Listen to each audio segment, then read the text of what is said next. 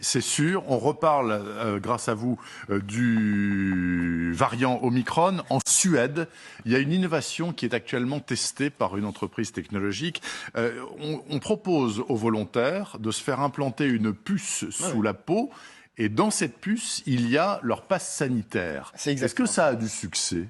Eh ben ça commence. Moi, je suis pas volontaire. Écoutez, ça commence par une start-up. Ça, je m'en doutais, mais j'avais encore la feuille papier du pass sanitaire. Oui, comme ça. Voilà. Moi, j'ai quitté mon Nokia il y a peu de temps. Voilà. Donc, bon. Alors moi, j'ai tenté l'évolution, j'ai tenté l'application. Voilà. Vous montrez l'application à l'entrée du restaurant. En Suède, avec cette start-up, vous montrez juste l'avant-bras démonstration. Quand je lis ma puce, je fais simplement glisser mon téléphone sur la puce, puis je le déverrouille et elle s'ouvre. Voici le fichier PDF qui est mon pass sanitaire.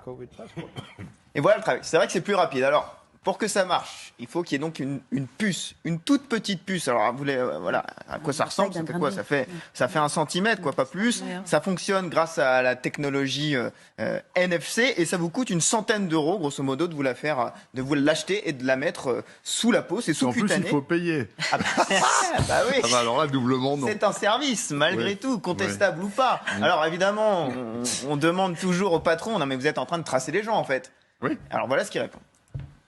Les implants n'ont pas de batterie. Ils ne peuvent pas transmettre seuls un signal. Ils sont actifs seulement quand on les touche avec le téléphone. Donc cela signifie qu'ils ne peuvent pas être activés pour connaître la position de quiconque. Donc normalement, cette petite puce ne s'active que lorsque vous passez un téléphone. Elle n'est pas capable de vous géolocaliser normalement avec la puce. C'est la prochaine étape. C'est la prochaine étape. C'est ce qu'on dit. Voilà. C'est vrai que là, on touche à la chair, au corps humain.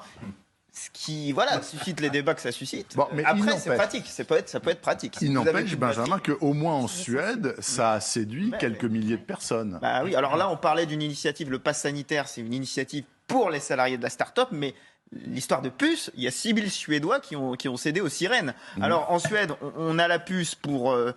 à la place du pass Navigo, quoi, dans les transports, bah voilà, on vous scanne le bras pour aller faire certaines courses dans certains magasins. Bah, au lieu de sortir la carte bleue, vous sortez aussi l'avant-bras. Et alors, ce qui est étonnant, bah oui, vous avez votre compte en banque dans la main. Ce qui est étonnant, c'est que certains, quand vous leur posez la question, bah, finalement, se sentent presque plus sécurisés avec les données dans la petite puce que dans le téléphone. Écoutez.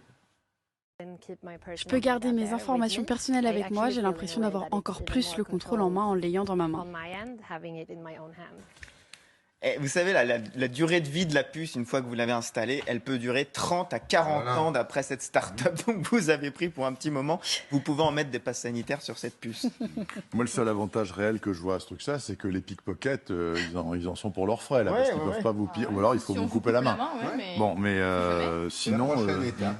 mais c'est la prochaine étape. Après, techniquement, vous avez le prolongement de votre main, c'est votre téléphone. Et elle n'est pas sous la peau, mais vous êtes traqué en permanence. Récente, Benjamin, il y a 20 ans, on n'en était pas là. On était à peine descendu de l'arbre, je vous rappelle. Donc, bon. Écoutez, la suite sur LCI dans un instant, le rappel des titres dans quelques minutes.